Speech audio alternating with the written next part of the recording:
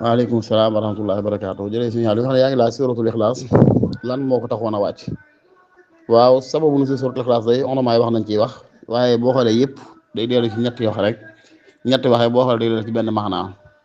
te mooy ñii dañ ne xorosh yi maanaam kuffaaru Makka yi ñoo laaj ñu ko unsub lana rabbak maanaam tuddal ñu askanu yàlla. ñii ne ab yahud moo ko waxoon ñu tamit ko sif lana rabbak meralal ñu yàlla. ñii ne ab arab bi mooy benn kaw-kaw moo ne yunte saasam tuddal ñu askanu yàlla ngeen ñoo xam fu mu bokk ginnaaw xam nañ moo bind bi def moom nag luy mbiram moom yéen tamit dënd as niir alxuraan wàcc ne ko xul huwa allahu ahad loolu ñu laaj daal nee leen yàlla kenn la kook allahu samad kenn la kook ñépp a ko jublu di ko yaakaar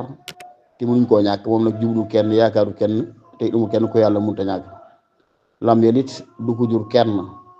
walam yulat du ko kenn jur wala yokku loo ko fanaat du ko am benn dendandoo wala benn nawla benn àndandoo loolu mooy askanam mooy askan suñu Boroom subhaanahu wa taala loolu mooy sawu nu suratu wàcc suratul Ixlaas mooy saaru bari ngeen te bari njëriñ lool nag sëriñ bi daana ko santaan lu bari moom ba ci fukki yoon ak ñaar ginnaaw julli farata gu nekk Sëriñ Tuubaa daana ko santaane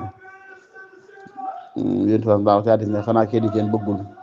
guddi gi jot wàcc alxuraan ñu axakay mu ne na jàng suratul Ixlaas ñetti yoon ndax bennam dafay tolloog ceeru alxuraan boo alxuraan fekkoon ci misaal ngëneel yi boo ko fekkoon fanweer la fukk yi mooy suratul Ixlaas wala taala axam bi sawaab